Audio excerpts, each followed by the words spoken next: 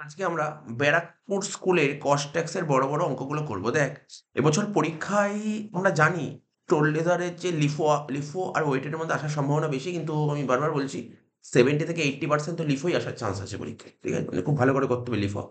এই স্কুলে ফিফো দিয়েছিল, মানে এটা কোথাও তো লেখা নেই যে লিফো আসার চান্স মানে ফিফো দেবে না পরীক্ষায়। দিয়েছিল কোশ্চেন, অসুবিধা কোথায়? দিতেই পারে। ঠিক আছে, তো আমি এই যতগুলো স্কুলের টেস্টের 11টা স্কুলের টেস্টের কোশ্চেন করতে গিয়ে এই ফার্স্ট স্কুল দেখলাম যেখানে ফিফো আছে। আর সবকটা স্কুলে যতগুলো স্কুল করলাম সব স্কুলে লিফো নাই ওয়েটেড, আর বেশি এসছে লিফো। এটাও তো মানে দেখতে হবে না কোন স্কুলে কি এসছে। কারণ আলটিমেটলি বোর্ডের কোশ্চেন তো কোনো স্কুলের টেস্ট কোনো স্কুলের স্যারেরাই করবে। মানে তাদের মেন্টালিটি কি? মানে 11টা স্কুল করতে গিয়ে কি মেন্টালিটি পেলি যে না স্যার লিফোই বেশি। আচ্ছা দেখ, কি বলেছে? From the following information prepare a store laser account under FIFO method. FIFO method অঙ্ক করতে বলেছে। তাহলে আমরা দাগ কেটে নিই। দেখ, দাগটা কাটা হয়ে গেছে, কেটে নিয়েছি। টাইম বাঁচানোর জন্য স্টোর লেজার ব্যাকে লিখেই FIFO, date, receipts, issue, balance, remark যেমন লিখতে হয় লিখে নিয়েছি আমরা।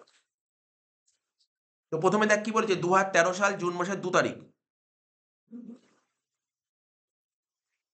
লিখবো কি 2013 সাল জুন মাসের 2 তারিখ। প্রথমে কি বলেছে, ওপেনিং ব্যালেন্স বলে 2000 ইউনিট 3 টাকা করে। ওপেনিং ব্যালেন্স বলেছে 2000 ইউনিট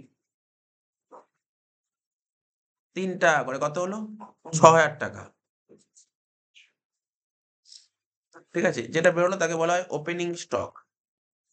যেটা বেরোলো তাকে বলা হয় ওপেনিং স্টক। ঠিক আছে তো?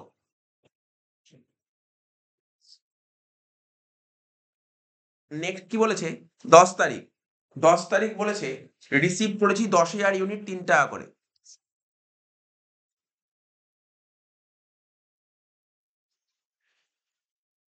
10,000 ইউনিট 3 টাকা করে 30,000 টাকা। 10 তারিখ 10,000 ইউনিট পারচেজ করেছি 3 টাকা করে 30,000 টাকা। তাহলে গোডাউনে 3 টাকার মাল ছিল,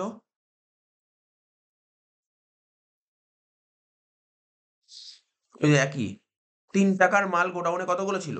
2,000 টা ছিল, আরো 10,000 টা কিনলাম। তাহলে কত হলো এখন? 12,000 টাকা। মানে গোডাউনে 3 টাকার মাল 2,000 টা ছিল, আরো 10,000 টা কিনলাম। গোডাউনে 3 টাকার মাল 12,000 টা হলো, 3 টাকা করে হলে কত হয়? 36,000 টাকা।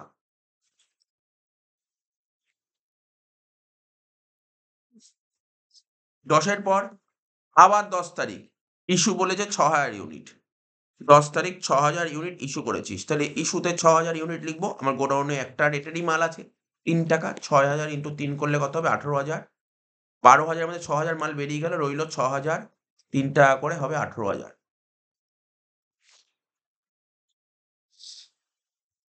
10 এর পর কত বলেছে বল? 16 তারিখ। 16 তারিখ কি বলেছে? ইস্যু বলেছে 4,000 ইউনিট। 16 তারিখ ইস্যু বলেছে 4,000 ইউনিট। আমার গোডাউনে একটাই রেটের মাল আছে 3 টাকা। তাহলে 4,000 ইন্টু 3 করলে 12,000। 6,000 এর মধ্যে 4,000 বেরিয়ে গেছে, রইল 2,000। 3 টাকা করে হলে হবে 6,000। 16 তারিখ হয়ে গেল। 19 তারিখ। 19 তারিখ কি করেছি? পারচেজ করেছি 10,000 ইউনিট। 19 তারিখ পারচেজ করেছি 10,000 ইউনিট। কত করে? 5 টাকা করে। কত? 50,000 টাকা।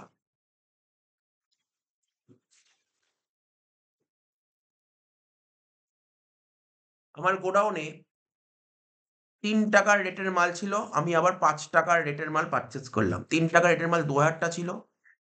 আর 5 টাকা রেটের মাল 10,000 টা পারচেজ করলাম। ঠিক আছে? ৩ দুগুণে ৬,০০০, ১০,০০০ ইন্টু ৫ ৫০,০০০।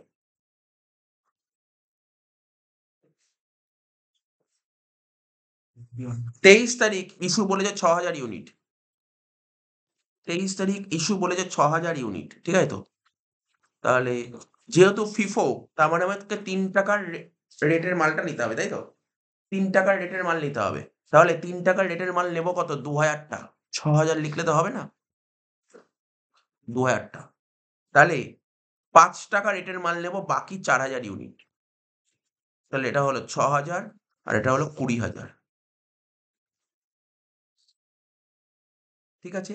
গোডাউনে ৩ টাকার রেটের মাল আর নেই, ৫ টাকা রেটের মাল আছে। ১০,০০০ ছিল, ৪,০০০ বেরিয়ে গেছে। রইল কত? ৬,০০০। ৬,০০০ ৫ টাকা রেটের মাল ৩০,০০০ হচ্ছে। লাস্ট এন্ট্রি 30 তারিখ 4000 ইউনিট ইস্যু করেছি।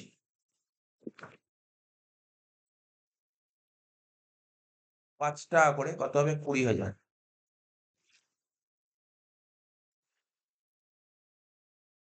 ৳৫ র মাল ৬,০০০ টা ছিল, ৪,০০০ টা বেরিয়ে গেছে। রইল কত? ২,০০০। কত হলো? ১০,০০০। এটা হলো ক্লোজিং স্টক। অঙ্ক শেষ। ১ম অঙ্ক শেষ করলাম আমরা।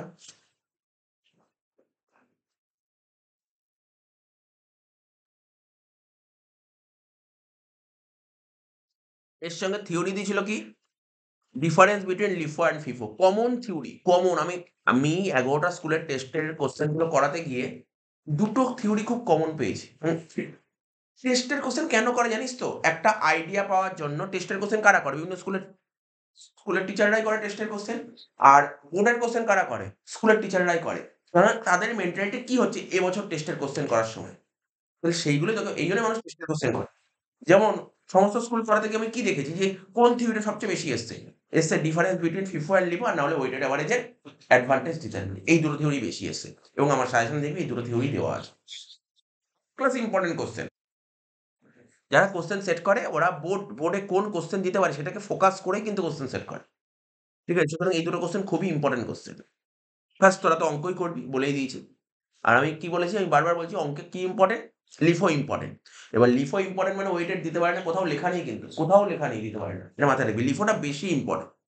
সমস্ত টিচারের নজরে লিফো আছে। ঠিক আছে তো? ৪ এর দাগের কোয়েশ্চেন। কি বলছে? দেখ কমন কোয়েশ্চেন বারবার এই কোয়েশ্চেন দেখেছি। তোদেরও স্কুলে পরীক্ষা হয়েছে দিয়েছে। যেখানে জানি কোয়েশ্চেনটা পেয়েছিস। কি দিয়েছি? উত্তম মজুরি প্রদান পদ্ধতির আ এটা খুব ভালো করে পড়বি। কেননা তোদের লেবার 1 থেকে কিন্তু একটা ৪ নাম্বারের থিওরি কম্পালসরি লিখতে হবে। মানে ২ টো থিওরি দেবে, ১ টা থিওরি লিখতে হবে। তাহলে তোকে ভালো করে পড়তে হবে এবং এই থিওরিটা ভেরি, ভেরি ইম্পোর্টেন্ট। এই থিওরিটা ভেরি, ভেরি ইম্পোর্টেন্ট এবছরের জন্য। সেটা কি? বাংলায় বলেছে কি? উত্তম মজুরি প্রদান পদ্ধতি নির্বাচনে বিবেচ্য বিষয়গুলো। ঠিক আছে? বাংলায়। আর ইংলিশে কি হয়েছে? গুড টাইম ওয়েজ সিস্টেম যেটা, ঠিক আছে তো? ওই গুড টাইম ওয়েজ না, ওই লেখা ছিল গুড ওয়েজ সিস্টেম। এটা ভালো করে পড়বি। এই কোয়েশ্চেনটা খুব ইম্পোর্টেন্ট। এর সঙ্গে যে একটা অঙ্ক দিয়েছে, খুব সুন্দর অঙ্ক দিয়েছে অরের অঙ্কটা।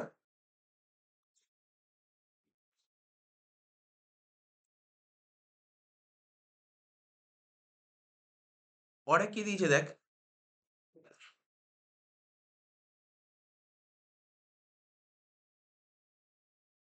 এখানে না ওই ৩ এর দাগে কোয়েশ্চেন আমরা দেখিনি। আমরা তো ১ম ডাইরেক্ট অঙ্কে চলে এসেছি। ওরা একটা থিওরি দিয়েছিল। সময় ভিত্তিক মজুরি পদ্ধতির সুবিধা লেখো। এর সাথে টেলরের পার্থক্যমূলক কাজভিত্তিক মজুরি হারের সুবিধা। তো ঠিক আছে। আচ্ছা আমি কিন্তু আজকে পিডিএফ পাঠিয়ে দিলাম কস্ট্যাক্স এর। সাজেশন পাঠিয়ে দিয়েছি। দেখ গ্রুপে সাজেশন পাঠিয়ে দিয়েছি, পিডিএফ পাঠিয়ে দিয়েছি। যার কি আছে ওখানে? ৪ নম্বরের কোয়েশ্চেন কি করতে হবে এবং গ্রিন কালি দিয়ে হাইলাইট করে দিয়েছি আমি। ঠিক আছে? গ্রিন কালি দিয়ে হাইলাইট করে দিয়েছি। আর কোয়েশ্চেনে বাংলার নিচে ইংলিশটাও লিখে দিয়েছি। কোনো যাতে সমস্যা না হয়। বাংলা, ইংলিশ দুটোই দিয়ে দিয়েছি। আচ্ছা। যেটা বলছিলাম ৪ এর দাগে যে থিওরির সাথে অঙ্ক দিয়েছিল কি বলেছিল? টেলর এটা পিস সেটের অঙ্ক দিয়েছিল। স্ট্যান্ডার্ড আউটপুট পার ডে ৮ ঘন্টায় ৳৫০। তাহলে স্ট্যান্ডার্ড আউটপুট কত বলেছে? ৮ ঘন্টায় ৫০ ইউনিট করে। ৮ ঘন্টায় ৫০ ইউনিট। ঠিক আছে, পড়ছি আমরা। আর অ্যাকচুয়াল আউটপুট কত বলেছে? মানে স্ট্যান্ডার্ড আউটপুট ৫০ আর অ্যাকচুয়াল আউটপুট বলেছে ৪০। রেট পার আওয়ার বলেছে ৮। ঠিক আছে তো? Calculate wages payable to the worker according to Taylor differential piece set. যদি এখানে টেলর ডিফারেনশিয়াল পিস সেট না বলেই তো আমার ২ লাইন অঙ্ক শেষ হয়ে গেছিল। ঠিক আছে তো? টেলর ডিফারেনশিয়াল পিস সেট বলাতে একটু হয়তো আরো ১ লাইন এক্সট্রা করতে হবে। তাহলে অঙ্ক কর। অঙ্কের নাম্বারটা বল দেখি কত? ৪ এর অর লেখ ৪ এর অর। কি লিখবি? ওয়েজেস। ফর্মুলা কি? Actual output into piece rate. এই অঙ্কটা আমার মনে হচ্ছে ২০১৫ সালে দিয়েছিল পরীক্ষায়, বাট ওখানে টেলর লেখেনি। টেলর লেখেনি। তাহলে অ্যাকচুয়াল আউটপুট এইমাত্র পড়ে দিলাম। বল কত বলেছে অ্যাকচুয়াল আউটপুট? 48। অ্যাকচুয়াল আউটপুট 48 বলেছে। পিস রেট বলেনি, বের করা শিখে গেছি। এখানে নিচে লেখ পিস রেট। কি ছিল? Rate per hour by unit per hour.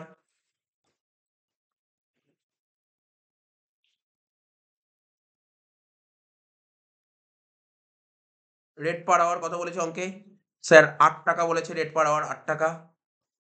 R unit per hour কত বলেছে কে বলতে পারবি বল দেখি? ইউনিট পার আওয়ার কত বলবি?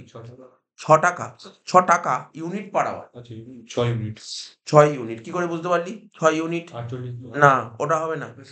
ইউনিট পার আওয়ার হবে হচ্ছে তোর ইউনিট পার আওয়ার যদি বলে না দেয় বের করতে হয় সবসময় স্ট্যান্ডার্ড দিয়ে। ঠিক আছে তো? ৮ ঘন্টায় ৫০ মিনিট তাহলে ১ ঘন্টায় কত? ৫০/৮ কত হচ্ছে?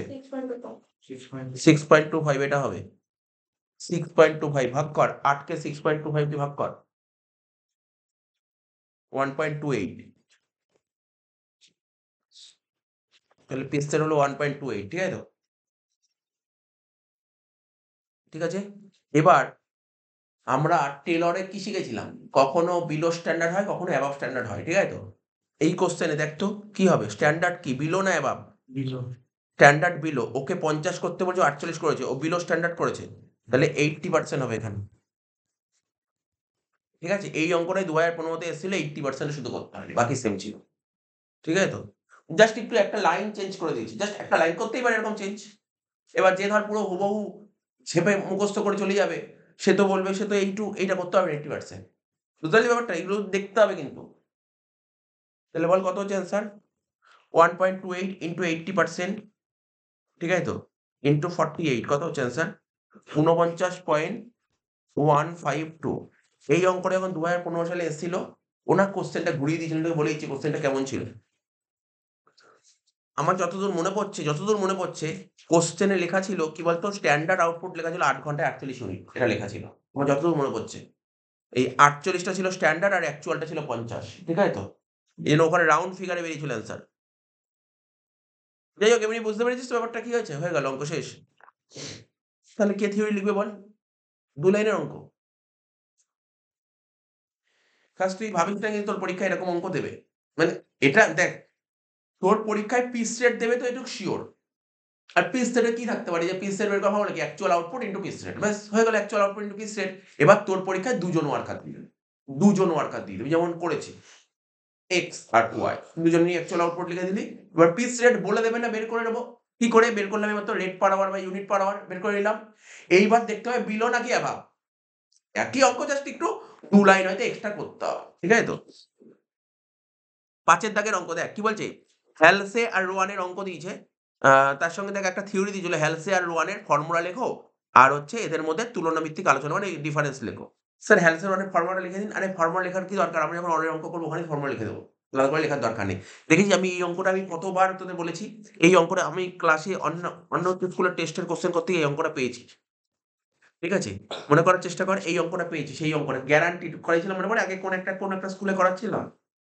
গ্যারান্টিড নাকি বিবেকগুণ টেস্ট পেপারে পেয়েছিলাম, বিবেকগুণ টেস্ট পেপারে পেয়েছিলাম গ্যারান্টিড পিস রেট। মনে পড়ে বলতে পারবি কেউ গ্যারান্টিড পিস রেট ফর্মুলা কি বলেছিলাম? না ফর্মুলা বলেছিলাম ওটা পরে। গ্যারান্টিড পিস রেট কি শিখেছিলাম? বলেছিলাম টাইম ওয়েজেস আর piece wages whichever is higher বলেছিলাম মনে পড়ছে তো? চ না শিখিয়ে দিচ্ছি আবার করে দিচ্ছি যদি মনে না থাকে করে দিচ্ছি ভালো করে করবি অঙ্কটা। যদি স্ট্যান্ডার্ড কোশ্চেন করে বোর্ড তাহলে এই অঙ্ক দিয়ে দেবে। যদি স্ট্যান্ডার্ড কোশ্চেন করে মানে একটু স্ট্যান্ডার্ড তাহলে এইরকম অঙ্ক থাকতে পারে। কিছু নেই অঙ্কটার মধ্যে এমন কিচ্ছু নেই।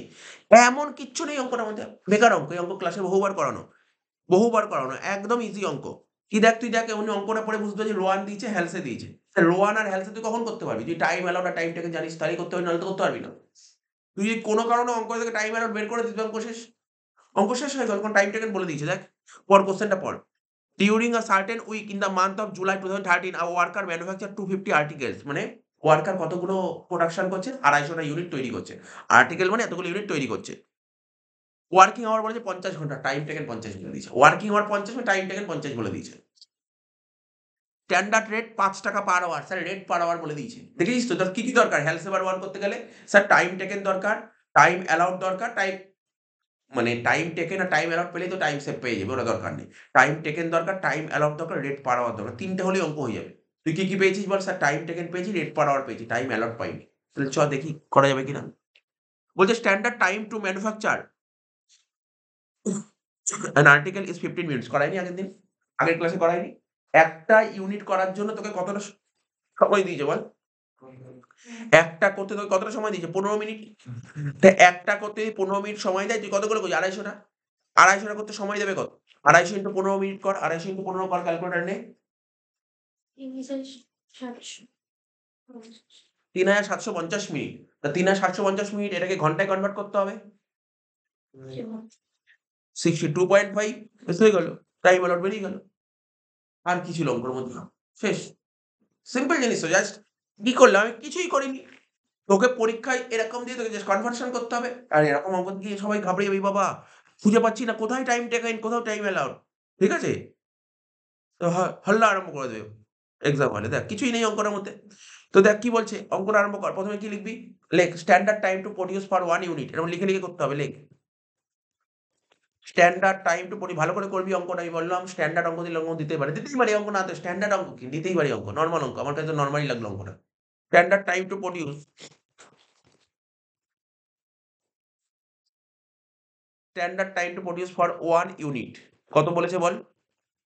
15 মিনিটস। আমরা মনে পড়ে একদিন একটা অঙ্ক করালাম, একটা ইউনিট প্রোডিউস করার জন্য ওরা বলেছে এত মিনিট, তারপর বলেছে টাইম বেড়ে যেতে পারে 20%। এরকম অঙ্ক করেছিলাম। ঠিক আছে? দেখ কতগুলো স্কুলে ছিল। দেখতে হবে তোকে।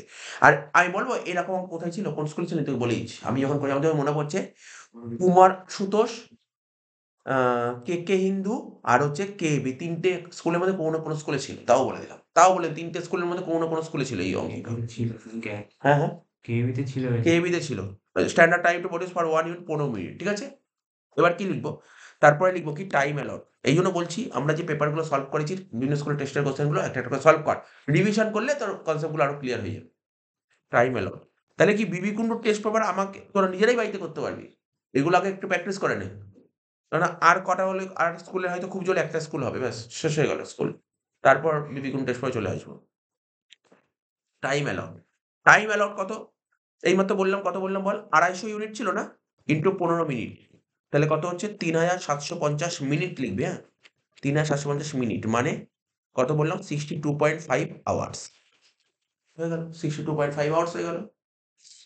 ঠিক আছে তো? সঙ্গে, সঙ্গে তুই বের করে নে এখানে টাইম সেভ টিএস লেখ। টিএস বের করার ফর্মুলা কি? টিএ মাইনাস টিটি, হ্যাঁ কি না? TA minus TT. টিএ কত? 62.5 আর টিটি কত? 50। তাহলে কত হলো? 12.5 আওয়ার্স। এবার অঙ্ক তোদের হাতে, আর কিছু নেই। আমার তো আর কিছু বলার দরকার নেই। যে স্যার হেলসের 1 তো ইজিলি পেরিয়ে যাবি। কি পারবি না হেলসের 1? হেলসের 1 তো হয়েই গেল। কিন্তু, কিন্তু হেলসের 1 তো করবোই। তার আগেরটা কর। কি বলেছে? এ বলে যে পয়েন্টটা দিয়েছে এটাই লেখ। দেখ বিসি তোরা নিজেরাই পারবি। বিসি এমন কিছু ব্যাপার নয়। এটা বলছি। Piece work with guaranteed weekly wages. যেমন লেখা হয় তেমন ভাবে লিখবি, হ্যাঁ? লেখ পিস ওয়ার্ক, লেখ পিস ওয়ার্ক উইথ গ্যারান্টিড, লিখবি উইথ গ্যারান্টিড উইকলি ওয়েজেস। পুরো কথাটা লিখবি। এটা আমি শিখিয়েছিলাম। যদি মনে না থাকে আমি যে কথাটা বলছি কিভাবে করতে হয়, লিখে নে। এটা কি বলেছে, একটা কথা দেখেছিস কি বলেছে এখানটায়? সুন্দর একটা কথা বলেছে। এখানে গ্যারান্টিড বলেছে, গ্যারান্টিড মাথায় রাখবি, গ্যারান্টিড বলেছে। এখানে গ্যারান্টিড মানে গ্যারান্টি। কতটা গ্যারান্টি দিচ্ছে, কতটা ওয়েজেস দেবে। নিয়ম কি জানিস? এর নিয়ম হচ্ছে piece wages or time wages whichever is higher. এটাকেই বলা হয় গ্যারান্টিড ওয়েজেস। কি লিখলাম? Piece wages or time wages whichever is higher. তাহলে পরের লাইন, পরের লাইন লিখো। পিস ওয়েজেস বের করার ফর্মুলা কি শিখেছি আমরা? তারা বল পিস ওয়েজেস বের করার ফর্মুলা কি? তুই বলিস না, তুই তো পারবি সব। পিস ওয়েজেস বের করার ফর্মুলা কি বল? টিটি ইন্টু আর। না, ভুল বলেছিস। ভুল বলেছিস। পিস ওয়েজেস বের করার ফর্মুলা টিটি ইন্টু আর না। টিটি ইন্টু আর হবে টাইম ওয়েজেস। এই টাইম ওয়েজেস এখানে লিখবো টিটি ইন্টু আর। টাইম ওয়েজেসে লিখবো টিটি ইন্টু আর। পিস ওয়েজেস বের করার, যেমন দেখ না, পিস ওয়েজেস বের করার এটা একটা ফর্মুলা। দেখ ভালো করে শোন, দেখ। এই দেখ, এটা হচ্ছে পিস, এই যে এটাকে পিস ওয়েজেস বলে। এটাই হচ্ছে পিস ওয়েজেস। এটাই হচ্ছে পিস ওয়েজেস। এটাই piece wages. Actual output into piece wages. এটাকেই বলে পিস ওয়েজেস। লিখিস না, লিখিস না, লিখতে বলিনি আমি। বোঝাচ্ছি, বোঝাচ্ছি, লিখতে বলিনি। এটাই হচ্ছে piece wages. Actual output into piece set. এখানে অ্যাকচুয়াল আউটপুট, হ্যাঁ স্যার বলেছে 250। পিস সেট বলেছে? না স্যার, পিস সেট বলেনি। তুই পিস সেট বের করতে পারিস। তুই বের করতে পারিস। বলে না দিলে বের করতে পারিস। কেন তুই পারিস না? রেট পার আওয়ার বা unit per hour? Rate per hour তো দিয়ে দিয়েছে। কত বলছে রেট পার আওয়ার বল? বল রেট পার আওয়ার কত বলেছে? বল না। পিস সেট আমি, তোরা করিস আমি জাস্ট দেখাচ্ছি। বল রেট পার আওয়ার কোশ্চেনে বলেছিলাম তো। বললাম তো rate per hour 5 rate per hour by unit per hour. Unit per hour ওরা কোশ্চেনে কি বলেছিল? 15 মিনিটে একটা ইউনিট তৈরি করতে পারিস। মনোযোগ সহকারে শুনে নে, খুব সুন্দর করে শুনে নে অঙ্কটা। আর কোনো ডাউট থাকবে না। ভালো করে বুঝিস, কোনো ডাউট থাকবে না। আর একটা এই অঙ্কটা কি বাড়িতে একবার করিস, আর কোনো ডাউটই থাকবে না অঙ্কটা নিয়ে। ইউনিট পার আওয়ার 15 মিনিটে যদি একটা করিস তাহলে ১ ঘন্টায় কটা করবি? ৪ টে। তাহলে ৫/৪ মানে 1.25 হয়ে গেল পিস রেট। হ্যাঁ কি না? এত অবধি বোঝা গেল? এটা তো নিশ্চয়ই নরমাল। এটা কি খুব কঠিন জিনিস ছিল 1.25 পিস রেট? তো শিখিয়েছি রেট পার আওয়ার বা unit per hour, rate per hour তো কোশ্চেন বলেই দিয়েছে ৫। আর ইউনিট পার আওয়ার কি করে বের করলাম বল? স্যার কোশ্চেন তো বলেছে ১৫ মিনিটে একটা ইউনিট তৈরি করি। তো ১৫ মিনিটে একটা করি তাহলে ৬০ মিনিটে কটা করব? ৪ টে। তাহলে ৫/৪ হয়ে গেল 1.25 piece rate. 1.25 piece rate into ২৫০ কর কত হচ্ছে বল?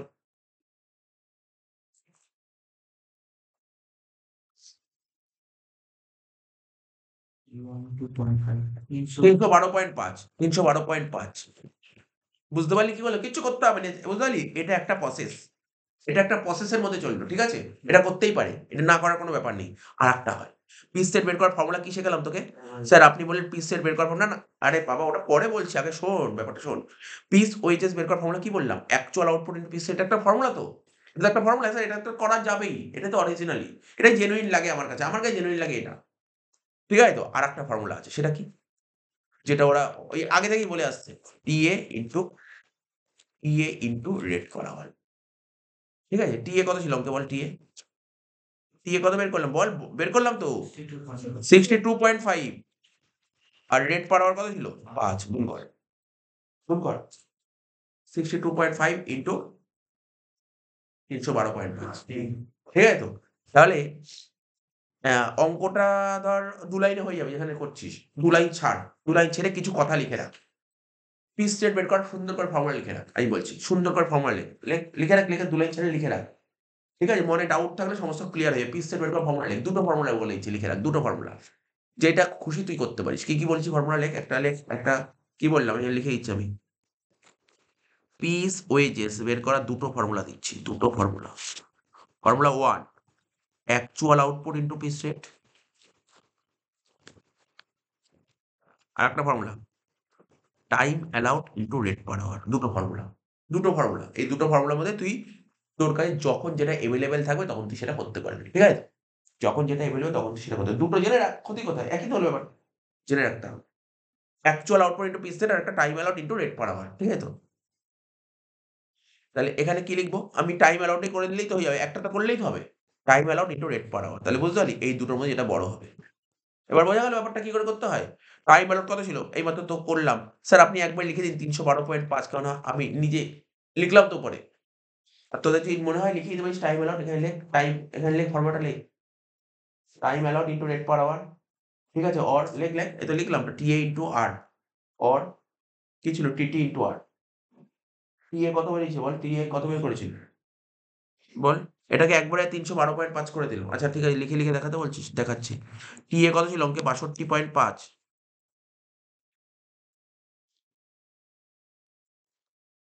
ইন্টু ৫ ৬২.৫ ইন্টু ৫ অর টিটি কত ছিল অঙ্কে? ৫০ রেট কত ছিল? ৫ তাহলে দুটোর মধ্যে বড় কোনটা? ৩১২.৫ হ্যাঁ কি না বল? বুঝেছিস কি বুঝিসনি? ৬২.৫ এর সঙ্গে ৫ গুণ করলে ৩১২.৫ হয়। আর ৫০ এর ৫ গুণ করলে ২৫০ হয়। তা ৩১২ আর ২৫০ এর মধ্যে বড় কোনটা? ৩১২ তো হয়ে গেল। বুঝতে পারলি অঙ্কটা? এই অঙ্কটার মধ্যে দেখ আমার কাছে তো তুই যদি বলিস স্যার অঙ্কটা তোরাও নিশ্চয়ই বুঝে যাচ্ছিস যে তোকে ১ম এ বলে দিতে হবে তুই টিএ যদি অঙ্ক বের করতে না পারিস অঙ্ক এগোতেই পারবি না। এগোতেই পারবি না। টিএ মেইন দরকার কি ছিল? টিএ। হয়ে গেল। এবার হেলসে আর রান করে ফেল। সময় নষ্ট করিস না। তাতেই লেখ wages under Halsey plan.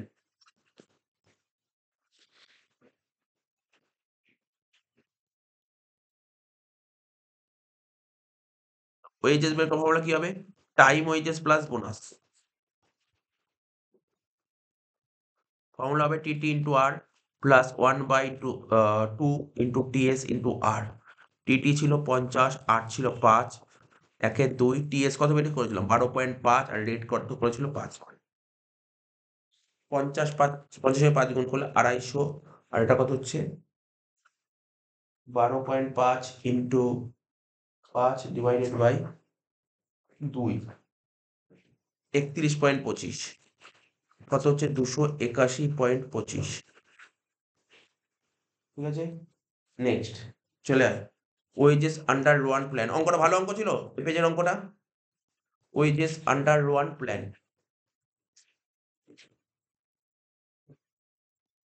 Formula লেখ, wages equal to time wages plus bonus.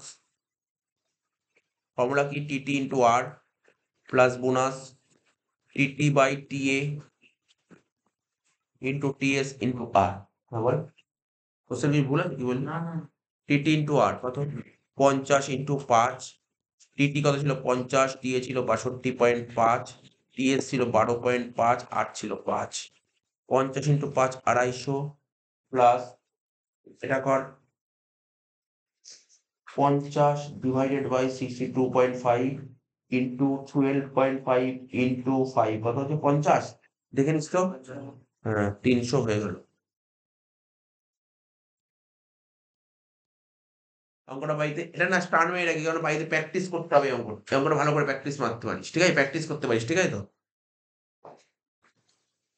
আমি কি যে প্রথম মক পেপার পরীক্ষা দিলাম তার মধ্যে কি এই অঙ্কটা ছিল? এরকম লেবার ছিল নাকি? না এরকম লেবার ছিল না। তার মানে নিশ্চয়ই কোনো মক পেপারে আমি রাখবোই এটা। রাখবোই অঙ্কটা। মানে আমার ফেভারিট অঙ্ক এটা। আমার ফেভারিট অঙ্ক। হয়ে গেল, অঙ্কটা শেষ হয়ে গেল। আচ্ছা চলে আয় এবার 6 এর দাগে।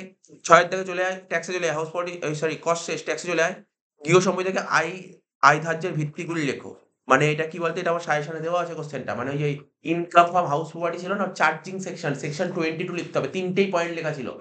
মনে পড়ে? SSC K owner of the house হতে হবে, বাড়িটার মালিক হতে হবে, পিভিআরসিআর ইনকাম হতে হবে, ঠিক আছে? আর বাড়ি থেকে ইনকাম হতে হবে। এই সমস্ত পয়েন্টগুলো 3-4টে পয়েন্ট ওর তুলে দিলেই হয়ে যাবে, ঠিক আছে তো?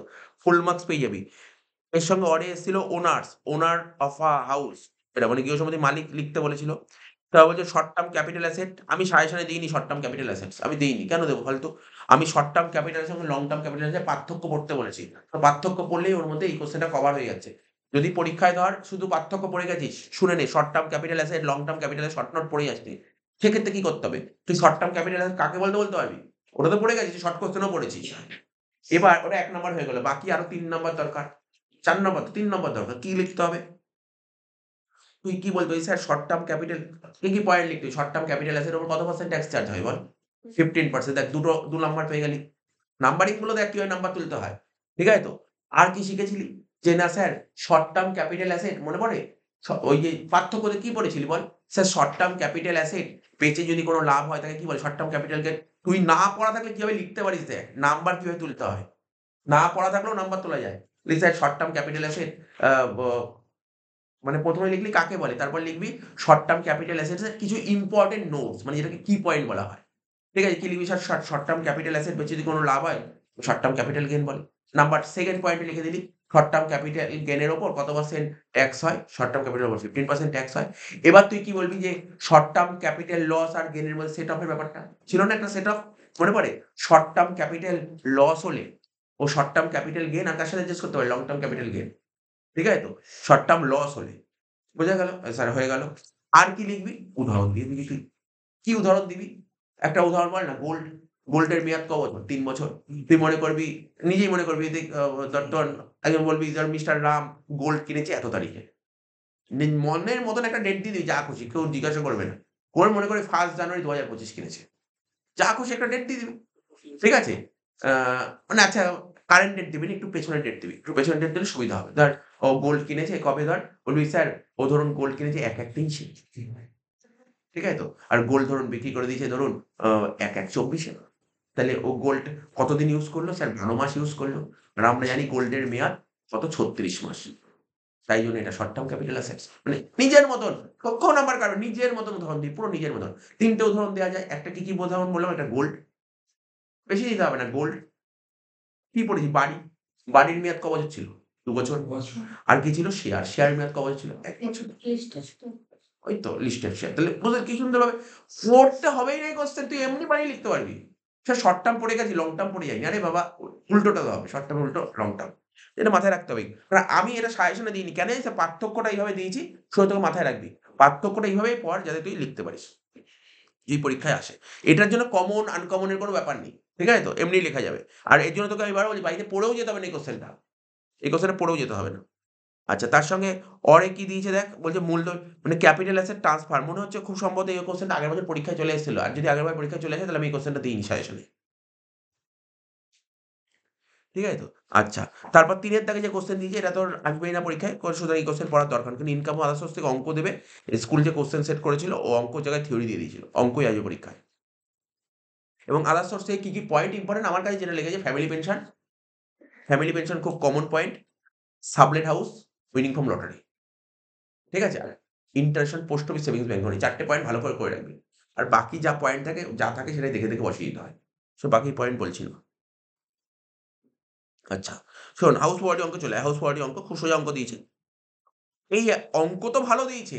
সবচেয়ে অসুবিধার জায়গা কোথায় জানিস? হাউস প্রপার্টির অঙ্ক করতে গেলে এই যে এইভাবে লেখাটা প্যারাগ্রাফ আকারে দেওয়াটাই খুব কঠিন জিনিস। কেন জানিস তো? এই প্যারাগ্রাফ আকারে পড়তে গিয়ে না অনেক কিছু কোশ্চেন মানে মিস হয়ে যায়। এমনি নরমালি কোশ্চেন দিলে ইজি লাগে। বুঝলেন না কি বললাম? তো কি বলছে? Mister R Sen is the owner of 2 house. তাহলে একটু সাজিয়ে নিই। মিস্টার আর সেন কি বলেছে? ও ২ টো বাড়ির মালিক। আচ্ছা ঠিক আছে। বলছে ১ম বাড়িটা ভাড়া দিয়েছি। এবার শুনে নে। ১ম বাড়িটা আমি এখানে লিখছি ফার্স্ট হাউস আর এটা সেকেন্ড হাউস। ১ম বাড়িটা কি দিয়েছি? Late out. সঙ্গে, সঙ্গে পড়ে দেখে নে সেকেন্ড বাড়িটা কি করেছি। আচ্ছা ১ম বাড়িটা ভাড়া দিই ৳১,০০০ করে। ৳১,০০০ করে ভাড়া দিই। এখানে লিখে রাখি ৳১,০০০ পার মান্থ। তাহলে আমার পড়াতে সুবিধা হয়। ১ম বাড়িটা ভাড়া দিই কত করে? ৳১,০০০ করে। The municipal value of first house. ১ম বাড়ির মিউনিসিপাল ভ্যালু কত বলেছে? ৳৬,০০০। ঠিক আছে তো? আর মিউনিসিপাল ট্যাক্স 15% আর অ্যান্ড পেড বাই আর্টসেন। ঠিক আছে। ইন্টারন্যাশনাল লোন বলেছে ৳৩,০০০। এবার সেকেন্ড বাড়িটাও ভাড়া দিয়েছি কত করে? এটাও লেট আউট। কত করে ভাড়া দিয়েছি বল? ৳১,৫০০ করে পার মান্থ। দেখ সেকেন্ড বাড়ি ভাড়া দিয়েছি কত করে? কি বলছে সেকেন্ড বাড়ি ভাড়া দিই ৳১,৫০০ করে। ভাড়াটিয়াকে। মিউনিসিপাল ভ্যালু বলেছে কত? ৳১০,০০০।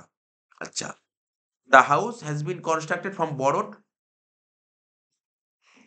লোন নিয়েছি কত লোনের উপর এখানে দেখ কি বলেছে? This house has been constructed from the borrowed মানে কনস্ট্রাকশন করার জন্য লোনটা নিয়েছিলি। হুইচ ইন্টারেস্ট ডিউ ৳২,০০০ মানে ইন্টারেস্ট ৳২,০০০ বাকি আছে। মানে ওরা তো ব্রেইন টেস্ট করেছে। বারবার বলছি ব্রেইন টেস্ট করেছে যে সত্যি কি তোমাদের মনে আছে যে ইন্টারেস্ট অন লোনের রুলটা কি? ওরা জানতে চেয়েছে কারণ ওরা কি বলেছে? এখানে ইন্টারেস্ট অন লোন ৳২,০০০ বাকি আছে।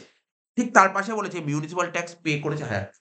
তার মানে আমাদের নিয়ম জানতে হবে মিউনিসিপাল ট্যাক্স ডিডাকশন হয় পেড বেসিস এ।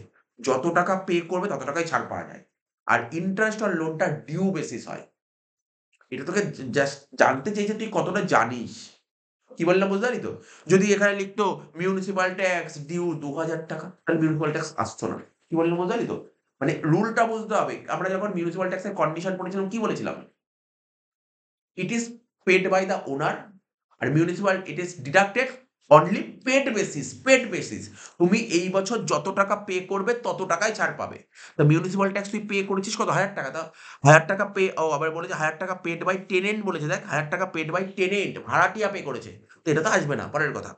আচ্ছা কিন্তু ইন্টারেস্ট ডিউ এই যে হয়তো অনেকে তো খেয়ালও করবে না ডাইরেক্ট ৳২,০০০ বসিয়ে দিল। তো খেয়ালই করবে ইন্টারেস্ট ৳২,০০০ বসিয়ে দিল। কিন্তু ইন্টারেস্ট অন লোন লিখে দিল ৳২,০০০ ডিউ। মানে মোট কথা interest on loan due basis এ আসে।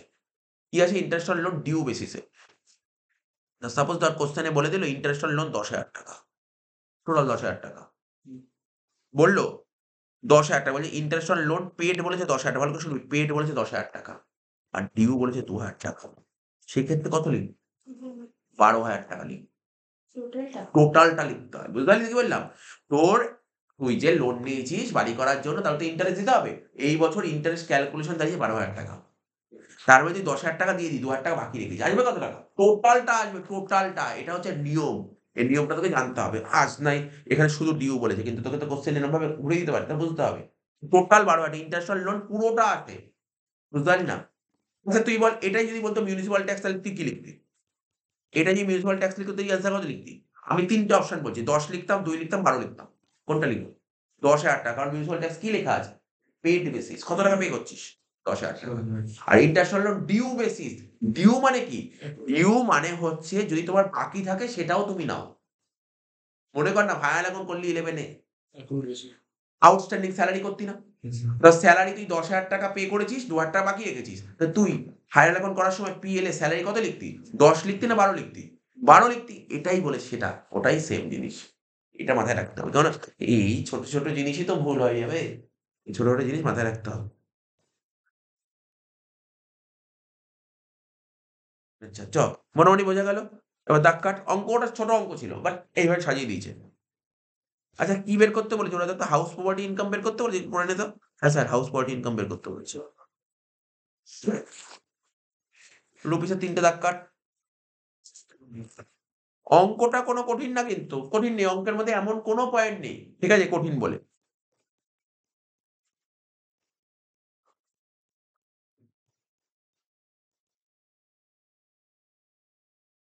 খুব কঠিন অঙ্ক করতে নেই। এই যে এরকম জিনিস দেখে যেতে হয়। তোর পরীক্ষায় নিশ্চয়ই এমন কিছু হার্ড অঙ্ক দেবে না তুই পারবি না করতে। পরীক্ষায় এরকমই ছোটখাটো পয়েন্ট দেবে, পয়েন্ট। কোনো বছরই পরীক্ষা কিন্তু কঠিন কোয়েশ্চেন করে না। ওইগুলো ছোট, ছোট একটু একটা অঙ্কের মধ্যে কোনো একটা ছোট্ট একটা জিনিস। সেটা তোর ব্রেইনটাকে টেস্ট করলো। তুই কতটা জানিস ওটা। ওটাই টেস্ট করেছে। এমন কি তুই এখন এইচএস ২৫ তোকে তুই বিকম লেভেলে হার্ড ওরকম অঙ্ক দেবে না। তোকে দেবে টেস্ট যে তুই কতটা জানিস। এরকম টেস্ট করতে দেবে। যেমন অ্যাডমিশন বা রিটায়ারমেন্ট করতে গেলে। কঠিন অঙ্ক দেবে, কোনো কঠিন দেবে না। হয়তো এমন একটা পয়েন্ট দিয়ে দিল, অ্যাডজাস্টমেন্ট দিয়ে দিল। কি তুই জানিস ওটা? সেটা দেখবে। যেমন ধর রিভ্যালুয়েশন এর কোনো একটা আইটেম দিয়ে দিল। আচ্ছা দেখ, ১ম এ কি লিখব? Late out. বাড়িতে কি বলেছে? শহর বলেছে বাড়ির? না তাহলে তো নরমাল অঙ্ক। Municipal value. পড়েছিলাম আমরা মিউনিসিপাল ভ্যালু ১ম বারই। দেখে নি কত বলে মিউনিসিপাল ভ্যালু? দেখ ৳৬,০০০ বলেছিল। পেয়েছিস তো তোরা? মিউনিসিপাল ৳৬,০০০ লিখলাম। এই অঙ্কে ফেয়ার রেন্ট নেই, স্ট্যান্ডার্ড রেন্ট নেই। ঠিক আছে তো? Fair rent NA, standard rent NA। তাহলে RER কত হলো? স্টেপ 1 দিয়ে লেখ RER ৬,০০০। স্টেপ 2 দিয়ে লিখবি অ্যানুয়াল রেন্ট। অ্যানুয়াল রেন্ট কত বলেছে দেখ। কোয়েশ্চেনে অ্যানুয়াল রেন্ট আমি লিখে দিয়েছিলাম যে ৳১,০০০ করে প্রতি মাসে। ৳১,০০০ করে প্রতি মাসে হলে ১২ মাস ৳১২,০০০। কোনো ভ্যাকেন্ট নেই অঙ্কে। তাহলে ৳১২,০০০ এই দুটোর মধ্যে বড়। স্টেপ 3 দিয়ে লিখবি কি? এটাই হবে গ্যাপ। ব্র্যাকেটে লিখবি কি? Higher of step 1 and step 2। এর থেকে কি করব? কি বাদ দেব? Municipal tax. Municipal tax paid by the owner. ঠিক আছে? Paid by the owner. কি বলেছে মিউনিসিপাল ট্যাক্স এখানে? কোয়েশ্চেনটা পড়ে নে। এখানে মিউনিসিপাল ট্যাক্স বলেছে 15% অ্যান্ড পেড বাই মিস্টার আর মানে মালিক। 15%। তাহলে কত হবে? ৬,০০০ এর 15% ৳৯০০ হয়। ১২,০০০ থেকে ৯০০ বাদ দিলে কত হয়? ১১,১০০। এটাকে বলা হয় কি? NAV, net annual value. ঠিক আছে তো?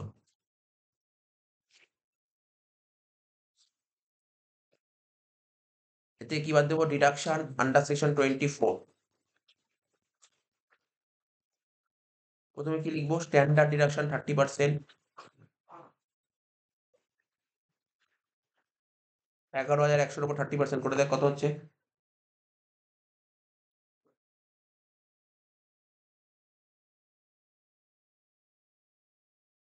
৩,৩৩০। আর IOL মানে ইন্টারেস্ট অন লোন কত হচ্ছে? ইন্টারেস্ট অন লোন কত বলেছে অঙ্কে বল? আমি বললাম না তখন? দেখে নে ইন্টারেস্ট অন লোন বলেছে ৳৩,০০০। তাহলে ৬,৩৩০ বাদ দিয়ে বল কত হচ্ছে? ৪,৭৭০। ১ম বারই হয়ে গেল ৪,৭৭০। হয়ে গেল।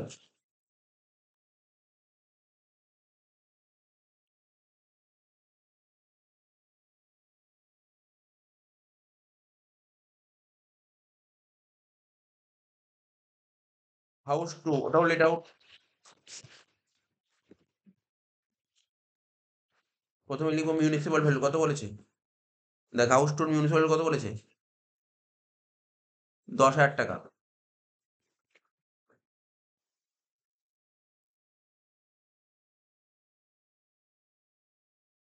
এখানে ৫০০ লিখেছে। টোটাল তো অন্য ভাবছি ৬,৮৩০। কেন হতে হবে? 3,330 বেরিয়েছিল না। আর ইন্টারন্যাশনাল লোন কত বলেছিল? 3,000 টাকা বলেছিল। আচ্ছা, মিউনিসিপাল 10,000 টাকা। ফেয়ার রেন্ট কত ছিল? NA। স্ট্যান্ডার্ড রেন্ট NA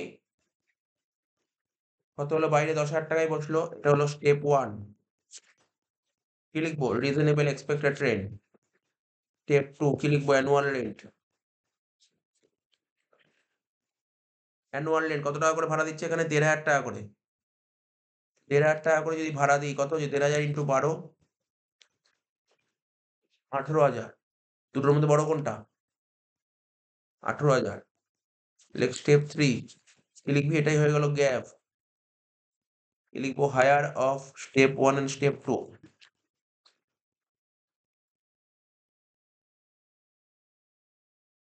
এর থেকে মাইনাস করবি municipal tax paid by the owner. কত বলছে মিউনিসিপাল ট্যাক্স? সেকেন্ড বাড়ি মিউনিসিপাল ট্যাক্স কত বলেছে? 1,000 টাকা টেনেন্ট পে করেছে, কিন্তু ছিল 15%।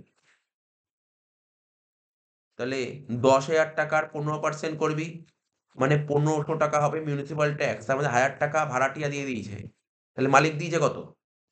500 টাকা।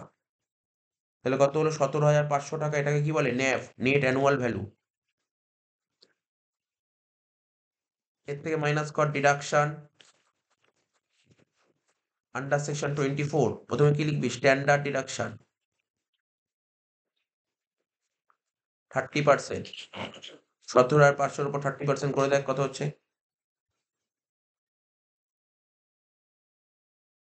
5,250। লিখবো ইন্টারেস্ট অন লোন। এখানে দেখ ইন্টারেস্ট অন লোন সম্পর্কে আমি তোকে আগেই পড়িয়ে দিলাম, বলেছে 2,000 টাকা ডিউ আছে। ঠিক আছে, 2,000 টাকা ডিউ আছে। তাহলে 2,000 টাকাই লেখ। মানে 2,000 টাকা ডিউ আছে। লাইনের মানে বুঝলি? 2,000 টাকা ডিউ আছে। এখন তুই বলিস, স্যার তাহলে কত টাকা পে করেছে? মনে কর না, ধর এই হাউস নাম্বার 2 নম্বর বাড়ি করার জন্য লোন নেওয়া হয়েছিল। ঠিক আছে তো? দেখা গেলো লোনের ওপর ইন্টারেস্ট হয়েইছে 2,000 টাকা এবছর। তাহলে পুরোটাই ডিউ আছে, কিছুই পে করেনি। মানে পে হলে তো কিছু বলতো, কিছু পে বলেনি। এই ধরে নিচ্ছি 2,000 টাকাই হবে। তাহলে কত হবে? 7,250। তো 17,500 থেকে 7,250 বাদ দিলে কত হচ্ছে? 10,250। যোগ কর। যোগ 4,770। কত হচ্ছে? 15,020 অ্যান্সার। এটা হচ্ছে ইনকাম ফ্রম হাউস প্রপার্টি।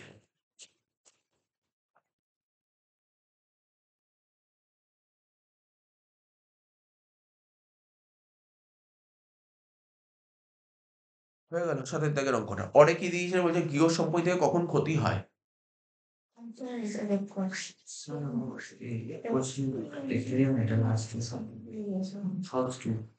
এই দেখ, দেখ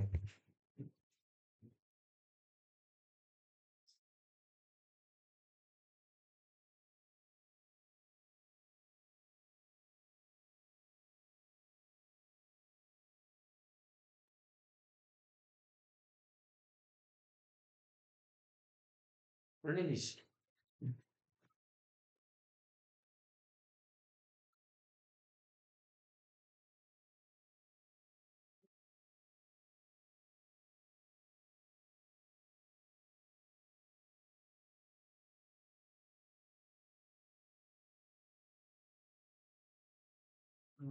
ইন্টারেস্ট মতন 2,000 টাকা করে আসছে। বলছে ইন্টারেস্ট অন লোন 2,000 টাকা ডিউ আছে। ও এইবার যে আমি তো বাড়ি করার জন্য লোন নিলে তো ইন্টারেস্ট হবে। পুরো ধর একটা বাড়ি করার জন্য লোন নিয়েছি, তো ইন্টারেস্ট তো হবেই বছরে। হুম। তো ইন্টারেস্ট ধর ক্যালকুলেট করে একটা ইন্টারেস্ট বেরিয়েছে। বলছে 2,000 টাকা ডিউ আছে। এখন বলছে স্যার ডিউ আছে, আপনি বলেছেন পেড প্লাস ডিউ দুটোই আছে। এইবার পেড কত করে? বলেইনি তো পেড। তার মানে মনে করছি যে এই বছর আমার আমি যত টাকা লোন নিই, লোনের উপর ইন্টারেস্ট 2,000 টাকাই হয়েছে এবং পুরোটাই ডিউ আছে। আচ্ছা।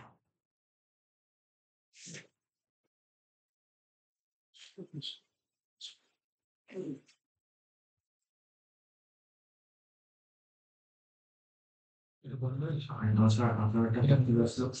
18 অ্যানুয়াল রেন্ট। আচ্ছা ১৫০০ টাকা করে করে দেন। কোনটা বল? ১১ দিনে ১৮,০০০ টাকা। হ্যাঁ, ১৫০০ টাকা করে প্রতি মাসে ভাড়া হলে ১ বছরে কত হবে? ১৮,০০০ টাকা। অঙ্কটা কঠিন ছিল না। কিন্তু কঠিন বলতে কি? এরকমভাবে লেখা। এটাকেই কঠিন বলা হয়। অঙ্কের মধ্যে কোনো কঠিন নেই।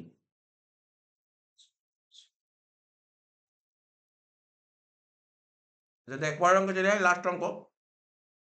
অরে বলেছিল, এ তো একটা থিওরি দিয়েছে, বি তে কি বলেছে?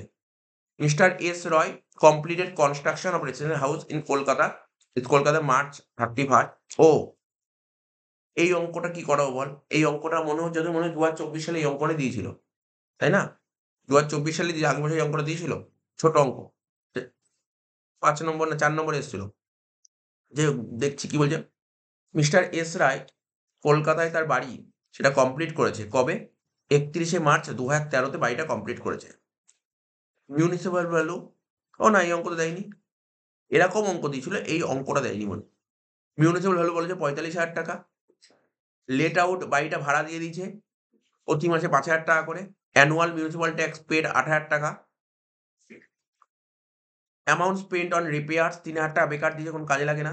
Property was vacant for 4 month. ৪ মাস ধরে প্রপার্টি ভ্যাকেন্ট পড়ে আছে। Compute the income house property for relevant assessment ইয়ার। তো সাজা। প্রথমে লেখ মিউনিসিপাল ভ্যালু। লেখ। প্রথমে লেখ মিউনিসিপাল ভ্যালু। আচ্ছা, কলকাতায় বাড়ি বলেছে তাহলে কি লিখবো? গ্রস মিউনিসিপাল ভ্যালু লিখবি। Gross municipal value. কত বলেছে অঙ্কে? অঙ্কে কত বলেছে? এদিক শোন, মনোযোগ সহকারে শুনবি। আমি কি শিখিয়েছিলাম? বাড়ি যদি মেট্রো সিটিতে হয় তাকে কি মিউনিসিপাল ধরতে হয়? গ্রস ধরতে হয়। এইবার স্যার কোশ্চেনে তো মিউনিসিপাল ভ্যালু বলেছে। এখানে গ্রস বলেনি। তাহলে এটা কি ধরবো? গ্রস ধরবো না নেট ধরবো? গ্রস ধরবো। কোনো কারণে ভুল করে যদি নেট ধরিস তাহলে কি হবে? কিছু হবে না, নেটও ধরতে পারিস, কোনো সমস্যা নেই। নেট ধরলে ক্রস করতে হবে। তাহলে কি করে করবি সেক্ষেত্রে? ৪৫,০০০ ইন্টু ১০/৯ করতি না? তাহলে কত হচ্ছে? করা যাবে? ৫,৫০,০০০ টাকা করতেই পারিস তুই। করতে পারিস, কোনো সমস্যা নেই। তার মানে তুই এটাকে তুই গ্রসও ধরতে পারিস, নেটও ধরতে পারিস। কোনটা ধরা বেটার হয় জানিস? সেরকম কোনো সিউরিটি নেই। তুই কোনো অঙ্কে গ্রসও ধরতে পারিস, কোনো অঙ্কে নেটও ধরতে পারিস। তুই যেটাই ধরবি, আমি ইচ্ছা করে কেন করলাম জানিস? করে দেখলাম। যদি এটা রাউন্ডে না বেরোতো, যদি অ্যাপ্রক্স বেরোতো তাহলে এটাকে আমি মানে তোর সাপোজ ধর এটা ৪৫,০০০ টাকাকে কি ধরলি তোরা বল? ৪৫,০০০ টাকাকে তোরা ধরলি গ্রস। যদি গ্রস ধরিস তাহলে ৪৫,০০০ টাকা লিখে দিবি। যদি নেট ধরতি তাহলে কত লিখবি? ৫০। মানে আমি এটাই বলছি তুই যদি এটাকে নেট ধরতি, এই যে ১০/৯ করে অনেক সময় তো পয়েন্টেও বেরোতে পারত। তাহলে তখন অ্যাজাম্পশনটা চেঞ্জ করে দিবি। কি বললাম বুঝতে পারলি তো? মানে এমন রাখবি তোর অঙ্ক করতে গেলে সমস্যা না হয়। আমার কথাটা বুঝতে পারলি? অ্যাজাম্পশনটা কি ধরবি? আমার কথাটা বুঝতে পারলি? অ্যাজাম্পশনটা কি ধরবি? সাপোজ ধর এটা করে ধর ৪৫,০০০ ধর এটাই ধর ছিল, সাপোজ ধর এই অঙ্কটা ৩৫ এর জায়গায় ছিল ধর ৫০,০০০ টাকা। এটাকে তুই নেট ধরেছিস। তাহলে গ্রস বেরোলে কি হবে? ১০/৯ কি হতো বল? ৫০,০০০ ইন্টু ১০/৯ কত হতো? এই যে এরকম কেমন একটা পয়েন্ট বেরোতো এরকম 55,000 এরকম করে বেরোতো। তাহলে সেক্ষেত্রে এটাকে তখন গ্রস ধরতে হবে। বুঝতে পারলি কি বললাম? যাতে তোর সমস্যা হবে না। নাহলে তুই যখন অঙ্ক করবি তোর একটা সমস্যা ক্রিয়েট হবে। ঠিক আছে তো? অ্যাজাম্পশন তোর হাতে। অ্যাজাম্পশন তোর হাতে। কি বললাম বুঝতে পারলি তো? হ্যাঁ, এটা তো সেরকম বলেনি। তাহলে এখানে যদি এই যে মিউনিসিপাল বলেছে এটাকে গ্রসও ধরতে পারিস, তুই নেটও ধরতে পারিস। ঠিক আছে? অনেকেই নেট ধরতে পারে। ধরবেও অনেকে নেট এরকম করে। আমরা বললি গ্রসই লিখে দিলাম। ৪৫,০০০ টাকা। ফেয়ার রেট কিছুই বলে নাই। বলেছে? এনএ। স্ট্যান্ডার্ড রেটও কিছুই বলে নাই। তাহলে কি লিখবো? এনএ। কত হলো? ৪৫,০০০ টাকা লিখে দেবো স্টেপ 1। আরইআর। স্টেপ 2 কি লিখবো? Annual rent. কত করে বলেছিল প্রতি মাসে ভাড়া? পর ভাড়া কত করে বলেছে প্রতি মাসে? ৩,০০০ টাকা না, সরি। ৫,০০০ টাকা করে প্রতি মাসে ভাড়া, তাহলে অ্যানুয়াল হবে কত? ৬০,০০০ টাকা। একদম সোজা অঙ্ক দিয়েছিল রে। ৬০,০০০ টাকা। তাহলে বড় কোনটা? ৬০,০০০। কি লিখবো? এটা স্টেপ 3। হ্যাঁ, করব। সব করব। লেখ higher of step 1 and step 2 minus করব কি বল? Loss due to vacancy. কত মাস ভ্যাকেন্ট ছিল অঙ্কে? ৪ মাস। ৪ মাস ভ্যাকেন্ট ছিল, তাই তো? ৪ মাস ভ্যাকেন্ট ছিল, তার কত? ৫,০০০ ইন্টু ৪ = ২০,০০০।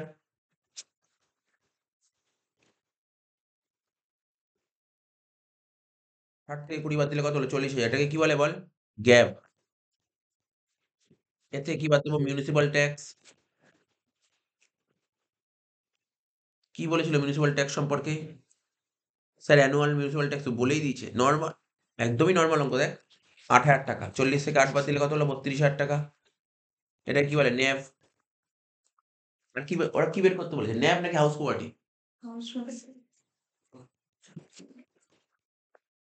কিছু বলবি?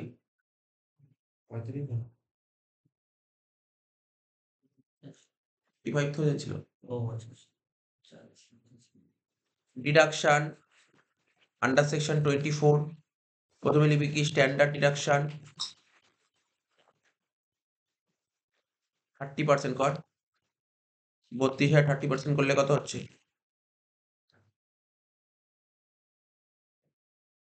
9,600। ইন্টারন্যাশনাল লোন ছিল অঙ্কে কিছু? অঙ্কে ইন্টারন্যাশনাল লোন ছিল কিছু? দেখতো। না ছিল না। ড্যাশ বাদ দিয়ে দে।